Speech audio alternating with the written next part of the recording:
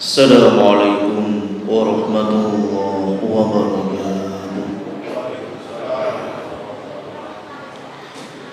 Alhamdulillahilladzi ja'ala syahru Ramadan syahrul mubarak rahmatan linnas. Asyhadu an la ilaha illallah wahdahu la syarika lahu wa asyhadu anna Muhammadan abduhu wa rasuluhu la nabiyya wa rasula ba'da. Qala Allah ta'ala fil Qur'anil Karim, a'udzu billahi minasy syaithanir rajim, la in syakartum la azidannakum wa la in kafartum inna 'adzabi lasyadid. Bapak Ibu jamaah Masjid Al-Furqan yang dirahmati oleh Allah. Bapak, kita ini tidak terasa bahwa puasa yang kita lampaui, yang kita kerjakan ini ternyata begitu cepat. Ngene nggih. Jenengan seneng napa mboten? Non seneng boten Pak? Lho, Ramadan cowopet ngeten iki jenengan seneng boten? Boten. Saestu Pak. Poso terus Pak nggih. Mantun ngeten poso Daud. Sedina poso sedina gak. Bapak Ibu yang dirahmati oleh Allah. Yang kedua mau saya tanyakan, gimana kabar jenengan hari ini? Alhamdulillah. Bapak Ibu jenengan jawab alhamdulillah niku berat nanti di hadapan Allah. Kok ngoten nggih? Wonten tiyang sanjang sekarang Pak Ustadz, alhamdulillah saya sehat. Ada orang sehat secara dohiriyah, sehat tapi belum tentu batinnya sehat.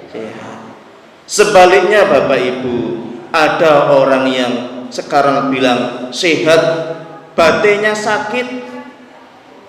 Batinnya sehat, belum tentu dohirnya sehat. Bapak Ibu yang dirahmati oleh Allah, gak usah dijawab sekarang. Jenengan renungkan sak mantune jenengan sholat tinggi Masjid Al-Furqan. Jenengan renungkan setelah jamaah ini. Bapak Ibu yang dimuliakan oleh Allah, kita itu baru terasa, kita akan baru sadar betapa pentingnya nikmat Allah. Di saat nikmat Allah itu berkurang pada diri kita,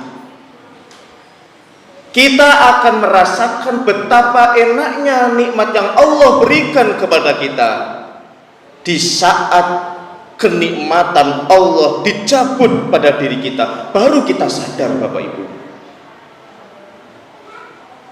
Kita baru tahu merasakan betapa enaknya gigi kita. Itu di saat kita diuji oleh Allah. Sakit? Lu jenengan ini kok lemes Pak? Ini warga napa ngantuk? Pak, jenengan baru terasa betapa nikmatnya gigi ini. Itu di saat jenengan diuji oleh Allah sakit gigi, baru jenengan sadar bahwa nikmat Allah itu luar biasa. Jenengan baru sadar betapa pentingnya dan betapa nikmatnya yang namanya mata kita itu bisa memandang dunia. Di saat kita diuji oleh Allah sakit mata, ya Allah, ternyata nikmat bisa memandang dunia ini dengan cuma-cuma Allah kasih.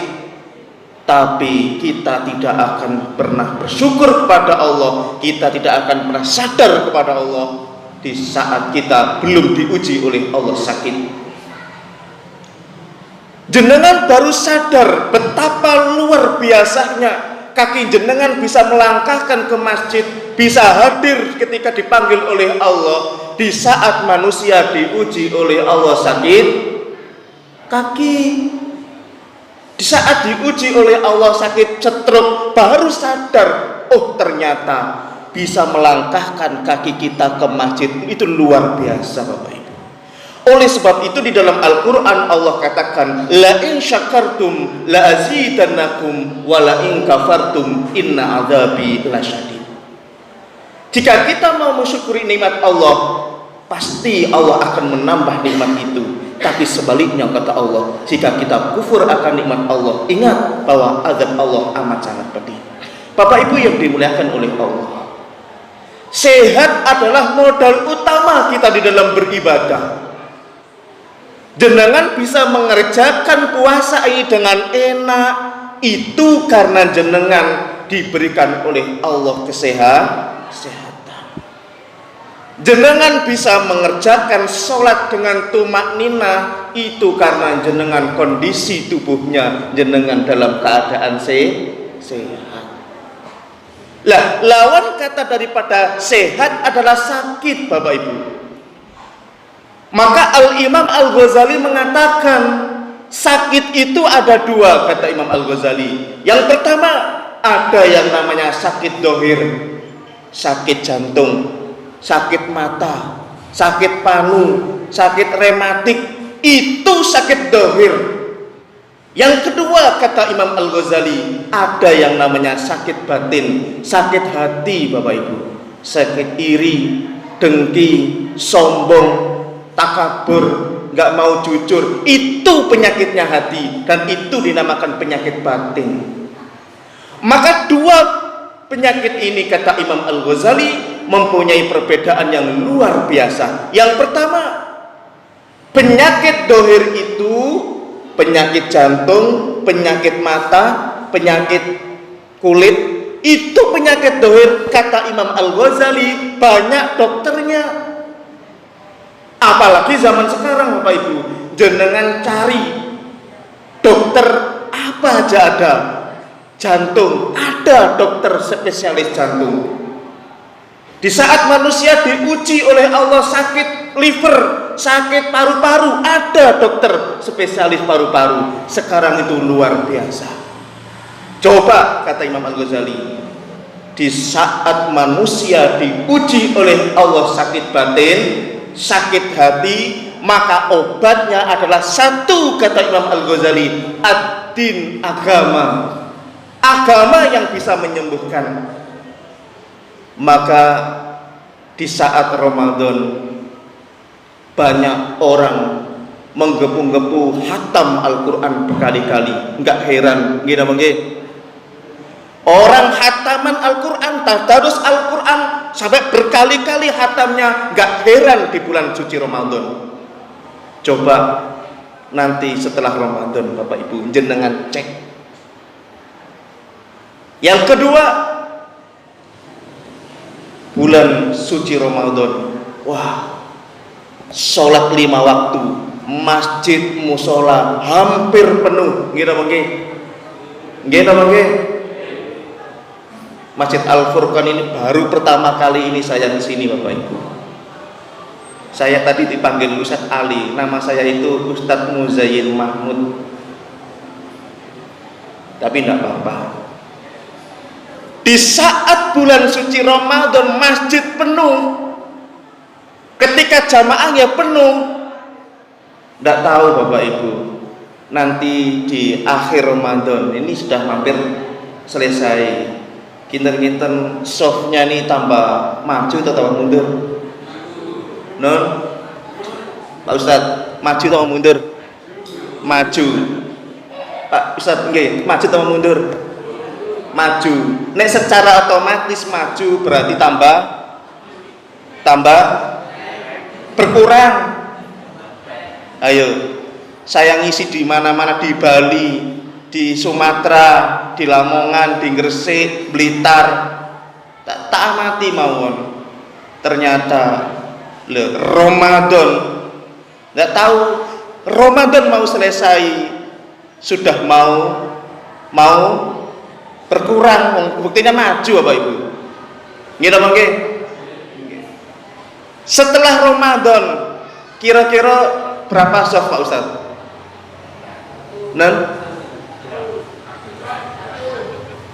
Dua nomor satu. Alhamdulillah. Tak cek wong kula nggih sering ngisi teng ngene Lebak Indah.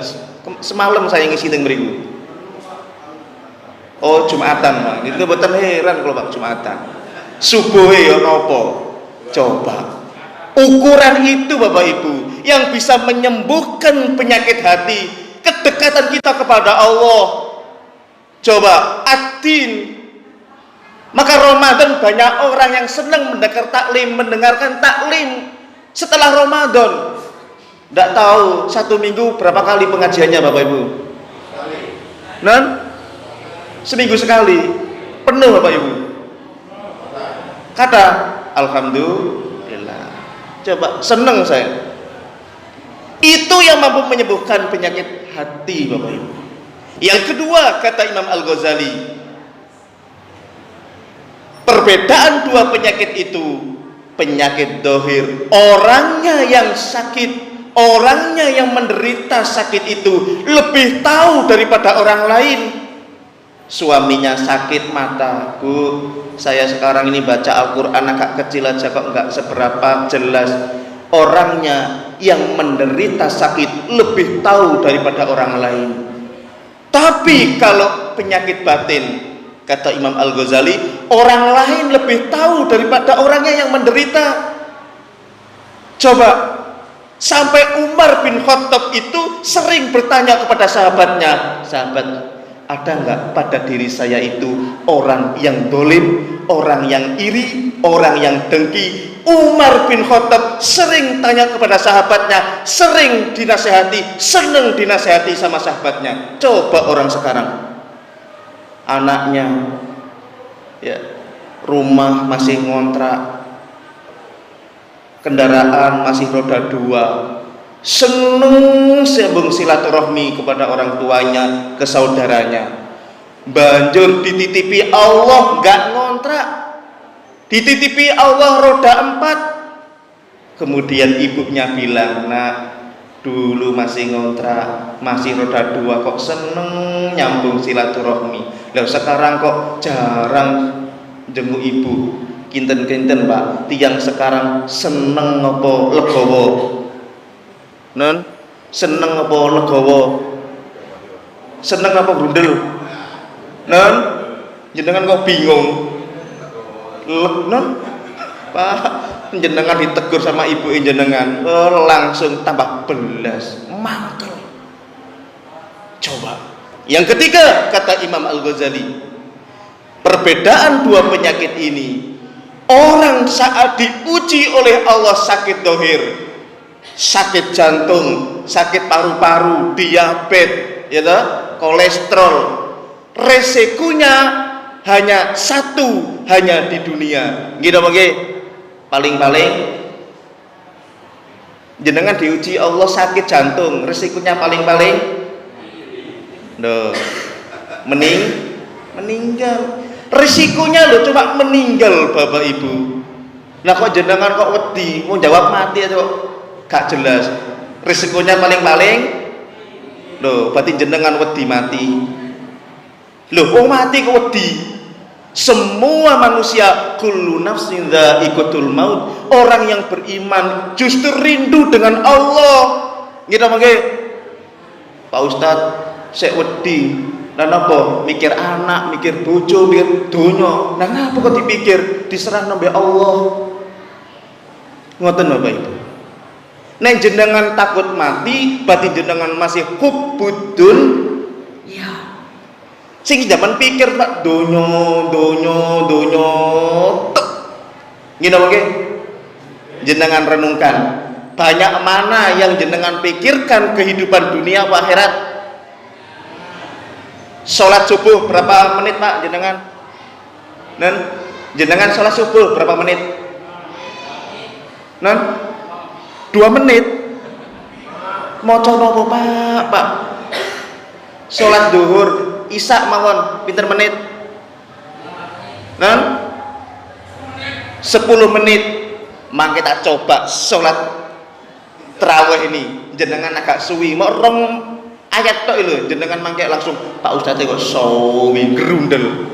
Coba Bapak Ibu yang dirahmati oleh Allah, banyak dunianya daripada akhiratnya.